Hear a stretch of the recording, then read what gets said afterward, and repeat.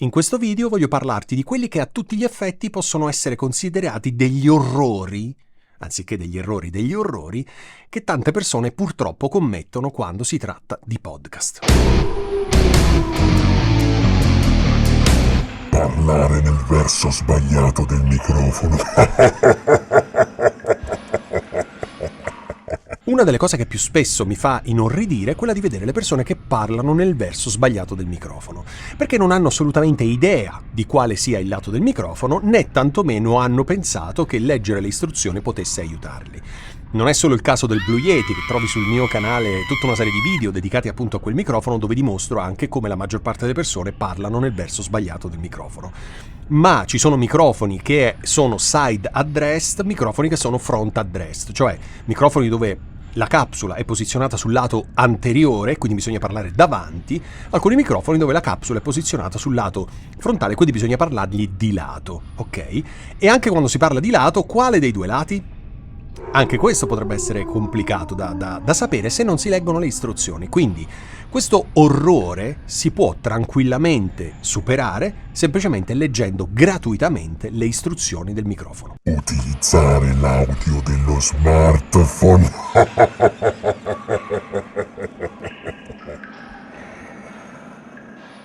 Un altro orrore che mi viene in mente è quello di utilizzare l'audio dello smartphone. Tantissime persone utilizzano il video con lo smartphone, e se utilizzi smartphone di ultima generazione il video è anche molto interessante, non tanto all'interno, perché gli smartphone, ovviamente avendo un sensore molto piccolino, soffrono di luci basse, quindi quando c'è poca luce o luci come in questo caso introducono rumore di fondo, però in linea di massima diciamo che riescono a darci una qualità video interessante, buona tutto sommato.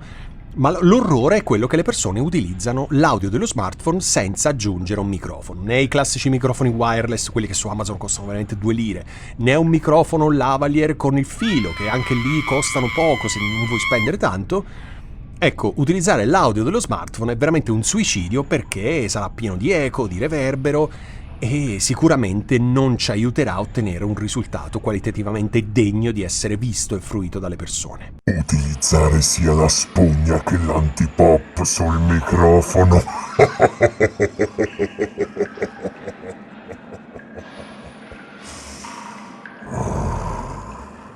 Un altro orrore che vedo spesso commettere è quello di utilizzare sia la spugna sul microfono, ma anche il filtro antipop, ovvero quel disco con quella specie di nylon tipo le calze delle donne. Ecco, utilizzare entrambi significa compromettere seriamente la qualità del nostro microfono, perché stiamo andando a tagliare tutta una serie di frequenze che sono proprie della nostra voce. Quindi se non siamo in grado di evitare di parlare nel microfono introducendo le PLB, perché non sappiamo come posizionare il nostro microfono, ecco, basterebbe semplicemente inserire o la spugna o l'antipop, ma entrambi è veramente follia. Però purtroppo ci sono persone che lo fanno. Io ti racconto questa cosa: ho visto un ragazzo che aveva sempre utilizzato nei propri video un microfono lavalier, e quindi prendeva qualsiasi rumore nella stanza, perché i lavalier sono omnidirezionali, quindi captano tutti i rumori della stanza. A un certo punto ha comprato un microfono da 2 lire su Amazon e gli ha messo spugna e antipop. Io ho smesso di seguire quei video, ho visto semplicemente la copertina, dove ho notato che aveva sia filtro che spugna, e non ho seguito mai più i suoi video. Mi sono anche disiscritto dal canale. Questo per ora. Io non faccio testo perché sono una persona abbastanza addetto ai lavori, ma ti assicuro che l'audio è veramente una schifezza. Utilizzare un microfono a condensatore in un ambiente non acusticamente trattato.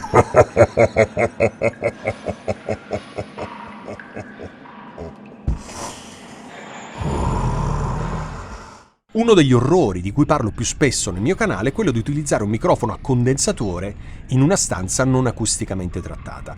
La soluzione migliore in queste situazioni è 1. Trattare acusticamente la stanza, perché non c'è motivo per non farlo, e se non vuoi, se non è casa tua, se condividi la stanza o altro, sul mio canale trovi anche metodi molto economici e non definitivi, quindi non devi usare trapano, martello, chiodi o altro. Quindi vatti a vedere quei video.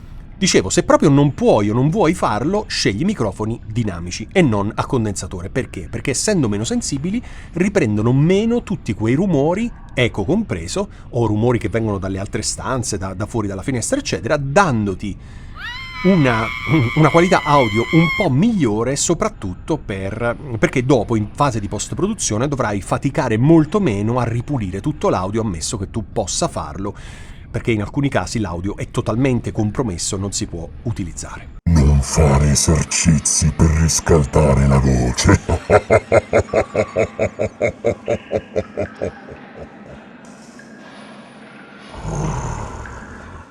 Un altro orrore che vedo spesso è quello di non riscaldare la voce prima di fare una registrazione, che sia un podcast audio, video, quello che sia.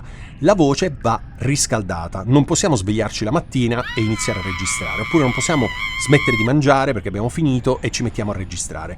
Dobbiamo fare degli esercizi ogni giorno per riscaldare la voce in modo tale che quando approcciamo al microfono sicuramente l'audio sarà migliore, e di questo te ne accorgi anche tu da solo. Perché? Perché quando fai registrazioni lunghe e le riascolti, ti accorgi che la prima parte dell'audio è meno buona rispetto alla seconda, da un punto di vista di timbro, di calore della voce, eccetera eccetera. Perché?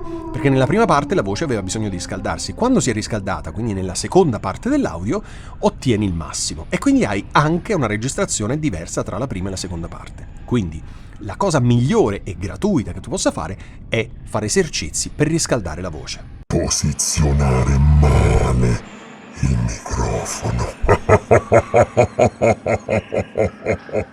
Un altro degli orrori che vedo spesso commettere è quello di posizionare male il microfono. Spesso il microfono viene messo troppo vicino, troppo distante, viene messo non a 45 gradi su un lato, non viene indirizzato verso la bocca, insomma la posizione del microfono spesso è lasciata al caso. Ecco, se vogliamo avere un audio costante come volume, come qualità, dobbiamo posizionare in maniera giusta il microfono. Sul mio canale trovi diversi video dove ti spiego come posizionare il microfono correttamente.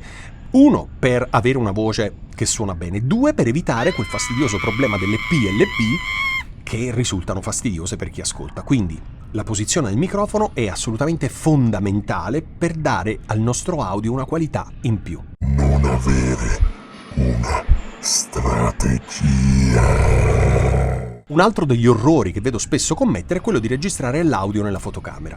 Le fotocamere, anche di ultima generazione, quindi anche quelle super costose, hanno una preamplificazione veramente scarsa, perché sì, sono fatte, in principio sono macchine fotografiche, però diciamo da anni ormai a questa parte sono assolutamente perfette per fare anche video. Il problema qual è? Che la preamplificazione audio all'interno della macchina fotografica è spesso scarsa, quindi nel tuo interesse ti consiglio di registrare il video normalmente nella macchina fotografica insieme all'audio ovviamente, ma di registrare separatamente solo l'audio e fare il sync, la sincronizzazione in post-produzione.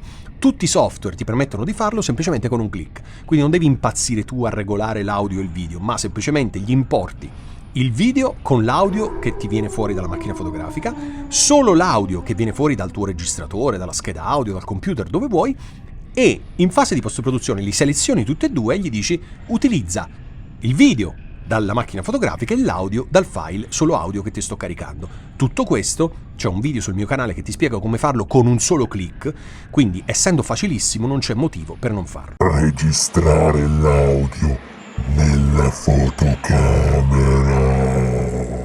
L'ultimo orrore di cui voglio parlarti oggi, ma la lista sarebbe lunghissima, è quello di non avere una strategia, quindi non avere una chiara idea di quali sono gli obiettivi per cui tu stia realizzando un podcast audio-video, non avere idea di chi è il tuo pubblico, non avere idea del messaggio che vuoi veicolare, non aver studiato i competitor, insomma, tutto questo si riassume nel non avere una strategia. Senza strategia stai facendo le cose a caso, non c'è alternativa.